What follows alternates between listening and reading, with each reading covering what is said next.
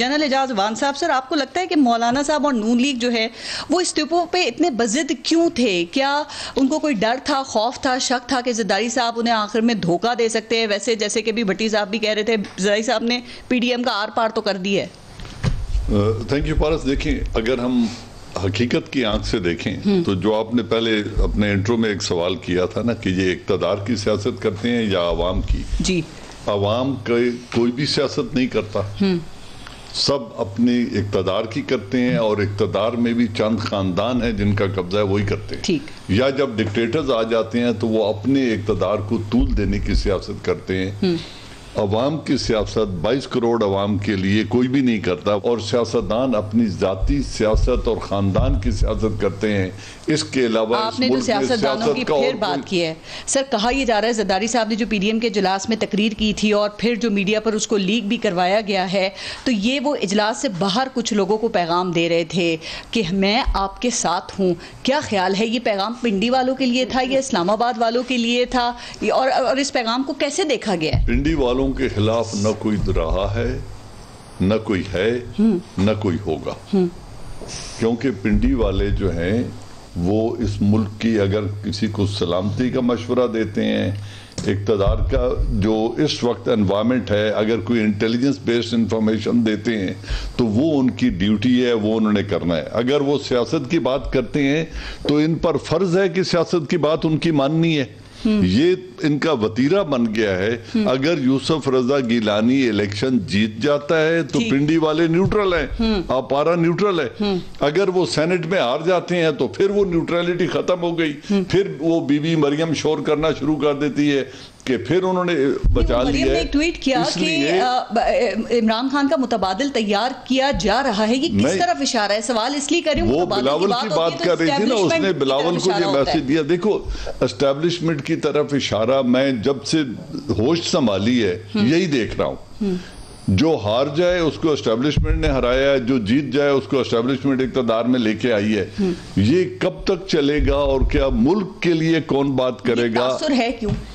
ये तासुर इसलिए है कि जब जिस मुल्क में 3 मार्शल लॉ लग चुके हों, जिसमें ये तमाम सियासतदान उन मार्शल लॉ के जर्नैलों की गोद में खेल चुके हों, तो ये फिर उस माजी को लाताल्लुक करके आगे बढ़ने की सोच कोई भी नहीं रखता। ठीक है, इनको अब भी लगता है कि शायद फिर कहीं वही हालात पैदा हो जाएं और हम फिर उसी आड़ में बैठ के हुकूमत करेंगे। न्यूट्रलिटी की जो आपने बात की ना, जब चेयरमैन सेनेट का इलेक्शन हुआ तो फिर ये भी कहा गया कि वाकई न्यूट्रलिटी जो है इसको रिवर्स गियर लग गया है। सर क्या ख्याल है, ये इदारे हमेशा से न्यूट्रल थे, कुछ वक्त के लिए न्यूट्रल हुए या अब भी न्यूट्रल है आपके ख्याल में? मैं समझता हूँ कि ये न्यूट्रल हैं। न्यूट्रलिटी को खत्म भी सियासतदान खुद करते हैं, जो रातों को उनके घरों में बैठ जाते हैं। ठीक है, खत्म भी वही करते हैं, दावत भी वही देते हैं। इक़्तिदार में आ जाएं तो उनके जूतों में भी यही बैठते हैं।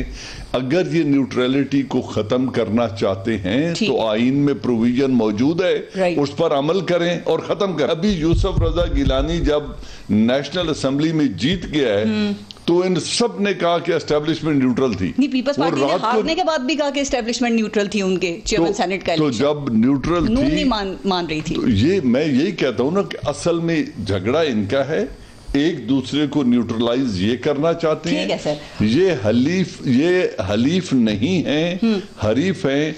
इन्होंने एक दूसरे के खिलाफ सियासत करनी है। न्यूट्रलिटी की जो बात अभी हो रही थी, हमने देखा कि ज़िमनी इलेक्शन में और सेनेट इलेक्शन में हमें न्यूट्रलिटी नज़र आई, लेकिन उसके बाद आपके ख्याल में फिर अचानक ये क्या हुआ कि चेयरमैन सेनेट का इलेक्शन 7 वोटों से यूसुफ रजा गिलानी हार गए, वो मुस्तरद हो गए और डिप्टी चेयरमैन को जो बने उनको सादिक संजरानी से 6 वोट ज़्यादा पड़े, और फिर हम ये भी देख रहे हैं कि अब ये लॉन्ग मार्च भी मुलतवी हो गया। ये क्या हुआ सब? पारस, पहले भी आपके प्रोग्राम में मैं ये बात कर चुका हूँ कि प्रोग्राम में करने वाली बातें कुछ और होती हैं और हकाइक जो हैं वो उससे मुख्तलिफ हैं, और कुछ बातें हम कर सकते हैं, कुछ हमारी बातें नहीं हो सकती। अब मसला ये है कि ये परसेप्शन क्यों है? क्या इन लोगों को शौक है? क्या उनको कोई एक्सपीरियंस, कोई ना कोई तजर्बा तो होगा उसके पीछे, या किसी को कॉल आती होगी? जनरल साहब कह रहे थे कि या वैसे बात होती है, हम आमतौर पे करते हैं जी कि वो उनके घर चले जाते हैं। पॉइंट ये है कि अगर कोई न्यूट्रल रहना चाहता है तो वो उनको घर ना आने दे। क्यों उनको घर पे एक्सेप्ट करते हैं? या ये कोई मेहमान नवाजी की रवायत है कि हम कहते हैं जी कि वो आ गया तो हम इसको जाने नहीं देंगे। लेकिन अगर कोई कॉल भी आती है तो फिर बताना चाहिए, ये नहीं कहना चाहिए हमें पता है किसने कॉल की है लेकिन हम बताएंगे नहीं। भाई क्यों नहीं बताएंगे, आप बताएं ना। पारस, वैसे मीडिया बड़ी देर से कहता रहा जी कि बताएं, नाम बताएं जी। कितनी दफ़ा नाम बताएं और मीडिया ने चलाएं, फिर हम कहते हैं कि नहीं इस पे हम बात नहीं करेंगे। बाहर बैठ के नाम बताते हैं, मुल्क में आके जरा नाम बताएं। नहीं, हम इस पे फलां पे इल्जाम नहीं लगाएंगे, फलां की जो है हमें एविडेंस चाहिए। हम बहुत सारी चीजें जो है ना एविडेंस के बगैर भी डिस्कस कर रहे होते हैं, ठीक है। हमें कम से कम अपने आप से ये ऑनेस्ट जरूर रहना चाहिए, यानी कि और मैं कोशिश कर रहा हूँ कि ये जरूर कह सकूं कि मैं सारी बातें नहीं कर सकता, ठीक है। और ये हमारे मुल्क की हकीकत है, ठीक है। वो किसी ने कहा था कि सबसे पावरफुल वो होता है कि जिसके बारे में आप बात नहीं कर सकते, ठीक है। तो इससे अंदाजा लगा लें कि कौन पावरफुल इस्तेमाल तलाश करते हुए वैसे बात कर लेते हैं। और दूसरी चीज जो हम बातें करते हैं ना, यानी कि असल इंपॉर्टेंट ये चीज है कि रूल्स ऑफ गेम कौन बनाता है। क्या आप इस तरह खेल सकते हैं, इस तरह नहीं खेल सकते। अगर आप इस तरह खेलेंगे तो मैं फलां जगह से आपको बोल्ड करा दूंगा।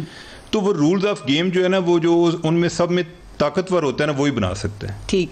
तो ये जो पीडीएम की बात होगी या फलां की बात होगी, जो जरदारी साहब की आप बात कर रहे थे, वैसे सारी जिम्मेदारी आपने एक तरफ डाल दी है। जो इन चीजों को एक्सेप्ट कर रहा है, कुछ ना कुछ कसूर तो उसका भी होता होगा ना। ये ताली दोनों हाथ से बचती है। जो एक्सेप्ट कर रहा है उन चीजों को, नहीं मैं रूल्स को जो आप कह रहे हैं रूल्स ऑफ गेम बनाए जाते हैं, मैं इस तरह बात कर रहा हूँ कि अगर एक ताकतवर है वो एक चीज मुसलत करता है, इन्फोर्स करता है, दूसरा जो है वो उसको एक्सेप्ट कर लेता है, ठीक है। अब एक कमजोर है, ठीक है, वो एक्सेप्ट कर रहा है। मैं उसको ये नहीं कह रहा कि मैं उसको कोई क्लीन शिट नहीं दे रहा कि वो होता है जो कर लेता है तो है ना, यानी कि आपने इसी में खेलना ना। मसलन मैं अगर किसी जगह जा रहा हूँ, मजबूरी क्या होती है? आगे एक जो है ना चेक पोस्ट है, सॉरी चेक पोस्ट है, तो मैं उधर से गुजरना है ना, तो जो चेक पोस्ट पर लोग मौजूद होंगे तो मैं अगर उनके साथ कोई लड़ूंगा तो मुझे गुजरने नहीं देंगे, ठीक है। तो मेरी एक सर्वाइवल ये है कि मैंने वो काम करना है, ठीक है। मेरा ये पॉइंट है कि उन लोगों को ये मुझे नहीं रोकेंगे, उन लोगों को जो कॉम्प्रोमाइज करते हैं, ठीक है, हमें उनको जरूर एक तनकीद का निशाना बनाना चाहिए। किस वजह से कॉम्प्रोमाइज करते हैं? इक्तदार के लिए करते हैं ना, और क्या वजह हो सकती है उनके कॉम्प्रोमाइज? तो और इधर अभी बात हो रही थी, मुफाद की बात हो रही थी। कौन ऐसा बंदा है कि जो सिर्फ अपने जाती मुफाद के बगैर जो है वो अवाम के लिए सिर्फ जंग लड़ रहे? ठीक है, मुझे कोई एक नाम बता दें। ये सारी मुफादात की गेम है। जी बिल्कुल। किसी को कॉन्ट्रैक्ट चाहिए होते हैं, किसी को पावर चाहिए होती है, किसी को चाहिए होता है कि मैं जिसको चाहूं जब चाहूं को निकाल दूं, जिसको चाहूं मैं ले आऊं, ठीक है। तो ये सारी इख्तियार की बात है। नजरियात इनकलाब, ये खान साहब भी 2013 में कहते थे कि मैं तो 5 साल निकाल लूंगा, आप लोग नहीं निकाल सकेंगे। तो उसके बाद वो सारी जिंदगी, उसके अगले 5 साल उन्होंने स्ट्रगल में गुजार दिए कि किस तरह। और अगर वाकई यानी कि अपना मुफाद नहीं था तो फिर ये था कि अपनी पार्टी का खुद एक वो रहबर बन जाते, कोई और बंदा जो है प्राइम मिनिस्टर बना देते। भट्टी साहब इस पे कमेंट जी करना चाहता हूँ, मैं इंटरफेयर नहीं करना चाहता था, आई एम सॉरी। बात यह है कि इन्होंने जुबानी बात एक कह दी ना कि जो ताकतवर है, डायरेक्ट बात नहीं कर सकता। नहीं, मजबूरी भी बता देते हैं। नहीं, देखिए मजबूरी नहीं होती, जिसने करनी होती है वो करता है। मैं एक बात बताता हूँ, मैं एक दफा की गिरफ्तारी फिर सारी उम्र के उसूल चेंज हो गए। ये चाहते हैं बार-बार हो? फिर नहीं, मेरी बात, फिर लड़ो ना यार, अगर लड़ना है तो लड़ो, तरीके से लड़ रहे हैं। बात सुनो, नहीं ये लड़ना कुछ नहीं होता कि आप नाम न लें। असूल चेंज ये होता है कि मैं किसी की अगर बिडिंग कर रहा हूँ, बात सुने ना, वो असूल चेंज करने की बात होती है। बात सुन लें। इन्होंने कहा जी जो ताकतवर है वो रूल सेट करता है। क्या पार्लियामान ताकतवर है? अगर जवाब है कि नहीं जी, अगर प्राइम मिनिस्टर ताकतवर नहीं है, चीफ जस्टिस ताकतवर नहीं है, पार्लियामान ताकतवर नहीं है, और रावलपिंडी या अपारा ताकतवर है, तो फिर what is the way forward? Why don't they sit down and find the solution? ये बदगुमानी पैदा कर देते हैं हम बड़े आराम से बैठ के कि पार्लियामेंट बेबस, सेनेट बेबस, सेनेटर्स वोट डालते हैं धमकी से, ठीक है सर, या रिश्वत से, पार्लियामेंटेरियन वोट डालते हैं डर से, ओके सर, चीफ जस्टिस फैसले सुनाता है डर के, प्राइम मिनिस्टर हुकूमत करता है डर के। अगर ये बदगुमानी फैलानी है और ये पूरी कौम को मैसेज देना है तो फिर सिस्टम में बैठ जाओ, भट्टी साहब, बैठ जाओ और फाइंड अ सॉल्यूशन। अगर फौज इतनी ताकतवर है कि किसी को मुल्क में नहीं चलने देती तो फौज इनसे बालातरदार है। क्यों नहीं ये हल पार्लियामेंट में ढूंढते? आज इनको सुप्रीम कोर्ट ने, एक मिनट, मैंने इंटरफेयर इसलिए नहीं किया था, चीफ जस्टिस ऑफ पाकिस्तान ने इस पार्लियामेंट को कहा कि जनरल बाजवा को एक्सटेंशन देना या न देना आपका फैसला है। ठीक, क्या ये उस वक्त इतने कमजोर थे कि उसने भी इंग्लैंड से मैसेज किया कि गैर मशरूत वोट दे दो? अगर गैर मशरूत वोट ही देना है और एक्सटेंशन देनी है, फिर बाहर बैठ के गालियां क्यों देते हो? दोबारा जरा टॉपिक पे आते हैं।